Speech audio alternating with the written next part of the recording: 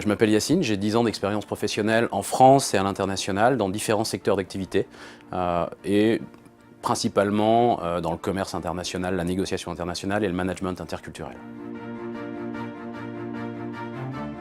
La Minka, c'est avant tout l'histoire d'une longue amitié avec mon associé Sébastien Cornet. Lui est ergothérapeute et il était confronté à des demandes régulières de personnes qui voulaient des choses un peu différentes de ce qu'on a l'habitude de voir comme appareillages médicaux.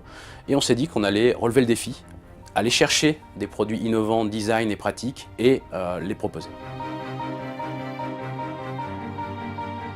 La Minka, c'est un site internet sur lequel les personnes en situation de handicap vont pouvoir trouver des accessoires design, innovants et pratiques.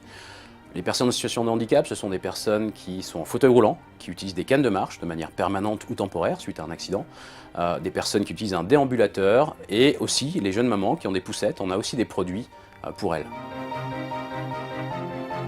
Quand on crée une société, c'est essentiel d'être accompagné. Tout seul, on risque de tomber dans des écueils, de devoir se confronter à des problèmes qu'on aurait pu éviter si on avait pu en parler à d'autres personnes. Donc profiter d'un réseau, c'est avoir un regard d'experts, d'entrepreneurs qui sont déjà passés par cette aventure-là, et de profiter vraiment de leur expérience. C'est un retour d'expérience qui est essentiel. Notre objectif est bien entendu de pérenniser notre activité. On a aussi une grosse partie de recherche et développement, avec beaucoup de projets très innovants qu'on aimerait pouvoir sortir rapidement. Et la Minka d'ailleurs, c'est pas un nom qu'on a choisi par hasard, c'est issu d'une vieille tradition sud-américaine qui veut dire travail collectif pour un objectif commun.